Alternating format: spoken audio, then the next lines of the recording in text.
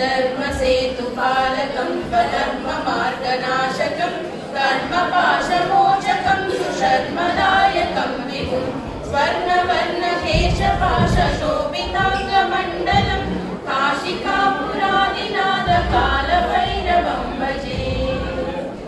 रत्नपादुका प्रभाविरामपादयुग्मकं नित्यमद्वितीयमिष्टदैवतं निरञ्जनं मृत्युदर्पनाशनं करालतं शमोषणं काशिकापुरादिनाथकालभैरवं भजे।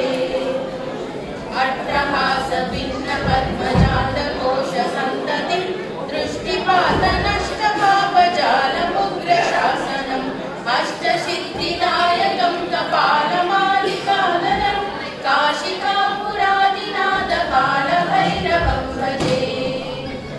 मुक्तसङ्गनायकं विशालकीर्तिदायकं काशीवासलोकपुण्यपापशोधकं विभुं नीतिमार्गकोविदं पुरातनं जगत्प्रभुं काशिकापुरादिनाथकालभैरवं भजे। कालभैरवाष्टकं पठन्ति ये मनोहरं ज्ञानमुक्तिसाधनं विचित्रपुण्यवर्धनं शोकमो